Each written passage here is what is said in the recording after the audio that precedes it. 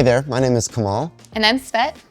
And we're the co-founders of Mango Puzzles. Today we're going to talk about one of the more intimidating aspects of running your own e-commerce business, which is sourcing and shipping your product.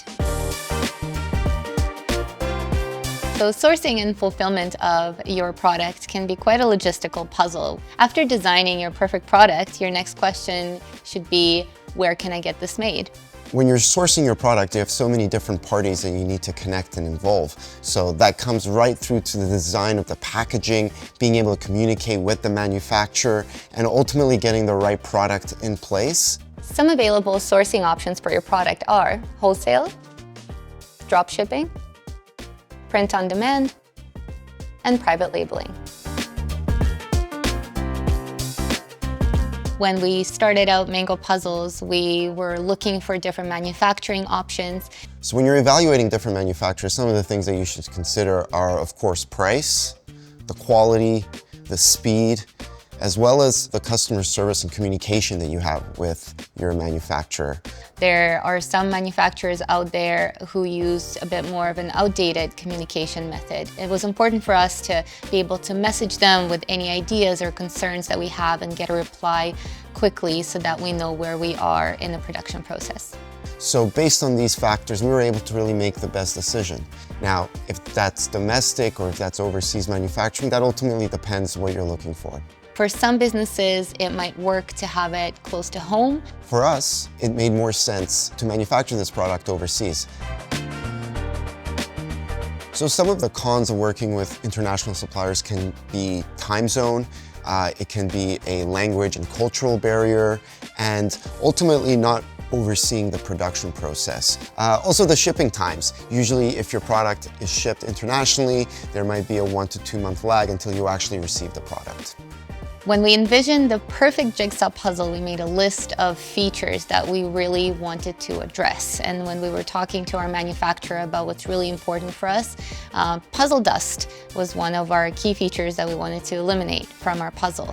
So for those of you who are not familiar with puzzle dust, it's that icky little stuff that you get once you open up a puzzle that just makes a complete mess. So it was important for our manufacturer to show to us the process that they were doing. In our case, it was a triple sifting process that they were implementing in the factory to eliminate the puzzle dust.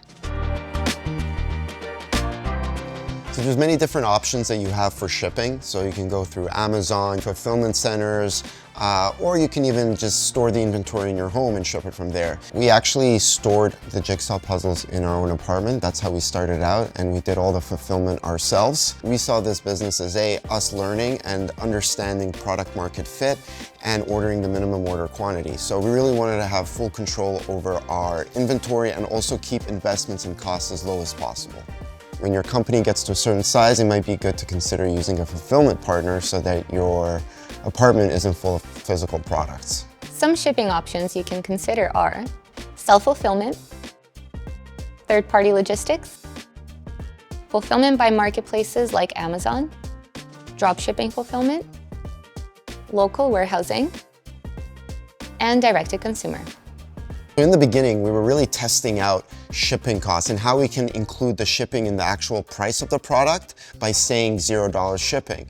We found that this was not actually effective for us, where consumers actually prefer to pay a lower price and then know that shipping was an extra $12. This is something that is important to A/B and test for your own product to see what works. How can you incentivize your clients to actually buy more and get to a certain benchmark so that they get that free shipping? So in our case, we wanted to have the whole collection, meaning if you buy all 3 puzzles, worth $75, but that includes free shipping. The one golden rule that we've been following when thinking about sourcing and shipping our product is keep your profit margins in mind. So when looking at the total cost, it's important to factor in that your profit margin should be approximately 50 to 60% once you finish the manufacturing. So we had to limit our footprint to just North America because it was not cost effective to ship these puzzles to Europe. When we were sourcing our product, there were certain things that were important to us that we were not ready to compromise on, like the experience of opening a puzzle and knowing that there's a reusable bag inside where we can store the pieces later. These were things that did increase the cost of our product. However, this was one of our key features that we really wanted to lean into, and it was non-negotiable. It was very important for us, the sensory sensation of those pieces that you pick up. You wanted to make it feel substantial, which is why we really emphasize on the thickness, 2 millimeters, on the fit, that it's really tight, which is why you can actually pick up our puzzles. Know what differentiates you from other brands in your market and do not compromise on those features. Some things are worth spending the extra few dollars on if this is going to be the selling feature of your product. If you want to learn more about how to start, run, and succeed with your e-commerce business, check out the links in the video description and other videos on this playlist.